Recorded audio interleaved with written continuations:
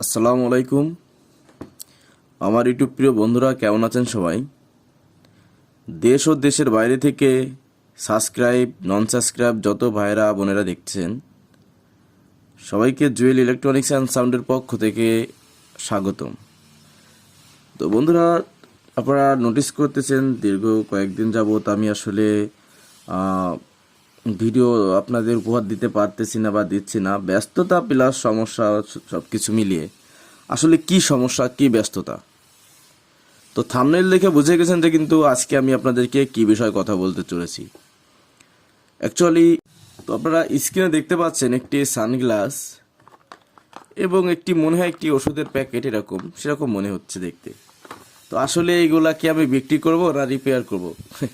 না বন্ধুরা, আসলে বিক্রিও করবো না, রিপেয়ার করব না। এটা একটা সমস্যার জন্য এটা আসলে আনা হয়েছে। সমস্যাটা কি দেখুন ভাই, আপনারা যারা ব্যাটারির কাজ করেন, ব্যাটারির চার্জে দেন বা পানি করেন বা চার্জে দেন ইত্যাদি সব কিছু বিষয় আসলে আপনারা এবং আমাদের সকলেরই কিন্তু উচিত যে আসলে একটু সাবধান হওয়ার জন্য। দেখুন, একটা অসাবধানতার জন্য আমার কি একটা ক্ষতি হয়ে গেল। আমি একটা ব্যাটারি চার্জ হচ্ছে, পাশাপাশি আরেকটা ব্যাটারি চার্জে লাগানোর সময় আসলে অনেক বেশি অ্যাম্পিয়ারে চার্জ হচ্ছিল। একটা 12 ভোল্টের ব্যাটারি, দুটো ব্যাটারি লাগানো ছিল মোট। তো দুটো ব্যাটারি চার্জের সময় প্রায় আপনার 15 অ্যাম্পিয়ারের মতো লোডের অবস্থায় থাকা এবার চার্জ হচ্ছিল। তো একটা পর্যায়ে কাজে চার্জ পোস্ট লাগানোর সময় অন্য আরেকটি ব্যাটারি থেকে, সেটা চার্জিং অবস্থায় ছিল, একটি কি বলবো যে মানে আমার কাছে মনে হলো কি যেন একটা শব্দ হয়েছে, প্লাস কি যেন একটি এসে আমার চোখে লাগলো হঠাৎ মুহূর্তের মধ্যেই। তো তৎক্ষণাৎ আমি চোখটা চেপে ধরি, মানে হঠাৎ চোখে লাগছে, একটা ডান চোখে লাগছে। তো চোখে যখন আমি চেপে ধরি তখন আসলে বিষয়টা হয় কি, মানে আমি কি করে বুঝতেছি না। তো আমার যে ভাই ছিল এখানে, হাসান ভাইকে বললাম, ডাক দিলাম যে হাসান ভাই জলদি পানি আনেন, কারণ আমি জানি যে অ্যাসিড লাগলে যে কি করতে হবে। তো অ্যাসিড লাগলে আপনারা যেটা করবেন, যত সম্ভব প্রচুর পরিমাণ স্বচ্ছ বিশুদ্ধ পানি দিয়ে আপনাদের চোখটা ধুয়ে ফেলবেন, বা যে কোনো স্থানে লাগুক ধুয়ে ফেলবেন, না হয় কিন্তু আপনি কিন্তু অতিরিক্ত ক্ষতির সম্মুখীন হবেন।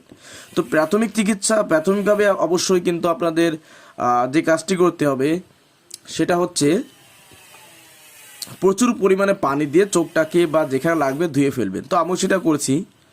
তো তারপর চিকিৎসকের পরামর্শ অনুযায়ী এই ড্রপটা দেওয়া হয়েছে। চোখের অবস্থা বেশ খারাপ, অনেকটা লাল এবং অনেক সমস্যা। যাই হোক, ড্রপ দিচ্ছি, আল্লাহর রহমতে কম মনে হচ্ছে এবং চশমা ব্যবহার করতেছি।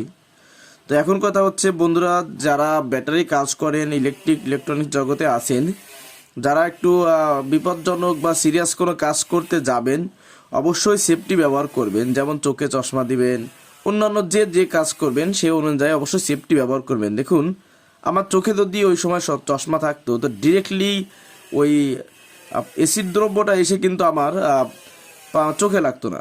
অবশ্যই চশমা এটাকে প্রোটেক্ট দিত। তো আপনারা যে কাজটি করবেন সেটা হচ্ছে অবশ্যই অ্যাসিডের ব্যাটারি কাজ করার সময় চেষ্টা করবেন চোখে একটা চশমা দেওয়ার জন্য, হ্যান্ড গ্লাভস হাতে ব্যবহার করার জন্য। সেক্ষেত্রে আপনাদের সুবিধা হবে। দেখুন, আমি একটা কি ভুল করলাম বোকার মতো একদম। আসলে আমার কখনো সেন্সে আসেনি যে এরকম কিছু হতে পারে, কারণ আমি দীর্ঘদিন যাবত এই যে কাজ করতেছি, কিন্তু সাধারণত এরকম দেখা যায় না। কিন্তু চার্জিং অবস্থায় একটা ব্যাটারি থেকে ওইভাবে মানে আওয়াজ সহ যে ওইভাবে একটা মানে অ্যাসিডের এসে আমার চোখে লাগবে, এটা আমি বুঝতে পারি নাই হঠাৎ। তো এই জন্য আসলে আপনাদেরকে সতর্ক করার জন্য, প্লাস আপনাদের একটা ভালো নির্দেশনা দেওয়ার জন্য এই ভিডিওটা কিন্তু আসলে আমি বানাচ্ছি। আসলে আপনারা ভয়েস শুনে বুঝতে পারতেছেন যে আগের যে ভয়েসের একটা ছিল সেটা কিন্তু এই মুহূর্তে আপনারা পাচ্ছেন না, আমি মনে করি। তো ব্যাপারটা হচ্ছে এরকম। তো যাই হোক, মোট কথা যে আপনারা যারা কাজ করবেন, ব্যাটারি কাজ, অন্য কাজ, অবশ্যই আপনারা কিন্তু সেফটি সহ কাজ করবেন, নতুবা কিন্তু আমার মতো সমস্যায় পড়লে কিন্তু অনেক ভোগান্তিতে পড়তে হবে। জানি না লাস্ট ফিনিশিং আল্লাহ তাআলা আমার কোন অবস্থানে রাখবেন। চিকিৎসা চলছে, আপাতত প্রাথমিক পর্যায়ে চলছে। তো দেখা যাক কি হয়, আর 2-1 দিন দেখি, বা অবস্থা গুরুতর হইলে তো সেক্ষেত্রে অন্য কোনো ব্যবস্থা নিতে হবে। তো আপনাদের ক্ষেত্রে মানে আপনাদের জন্য পরিশেষে কথা একটাই, যে আপনারা আমার জন্য দোয়া করবেন, আল্লাহ যেন আমাকে সুস্থ করে দেন, আমি আবার যেন আপনাদের মাঝে ফিরে আসতে পারি।